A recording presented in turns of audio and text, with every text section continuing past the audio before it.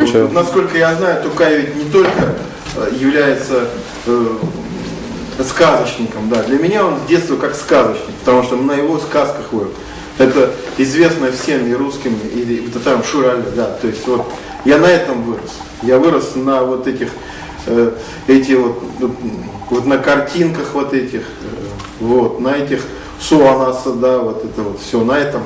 И поэтому, как бы для меня он прежде всего вот такой, как Пушкин, да, то есть, ну это может быть некорректно сравнивать Пушкина и Тукая, да, это как бы две величины очень такие большие. И вот это вот как бы Тукай. А он же не заканчивается только вот именно сказками, он еще философ, вот, но я философских работ его не читал, не видел, но зато вот много читал всяких его историй. На памятнике все это показало. Ну, не все, часть, маленькую часть, которую там, если вы смотрели, видели, там, значит, эти Суанасы там изображено, да, видели, да, там, значит, это Шурале, потом там этот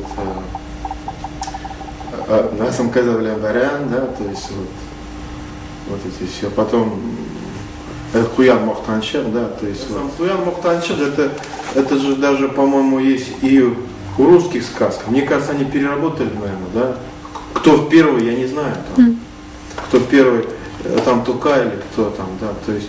А потом я много читал, значит, про, вот, ну, в детстве читал, но у меня сейчас это есть, вот эта книжка в переводе на русский язык, когда мышка попала в молоко, одна утонула, ничего не делала, а вторая, вот лапами работала, в масло превратилась, у нее, значит, ну помните, да, то есть в масло превратила, значит, как часть молока, наступила и выбралась, как бы труд тоже, да, то есть это тоже есть уже такие мультики, по-моему, насколько я знаю, да, тоже, а о Тукае не говорится. На самом деле для меня это первое я услышал от Тукая, скажем так. И вот в связи с этим, конечно же, у нас два автора, я сейчас говорю, вот как бы два автора, Ян Яныч Нейман, вот, и я, значит, я настаивал на то, чтобы там вот именно были сюжеты, как бы сюжеты, сказочные сюжеты.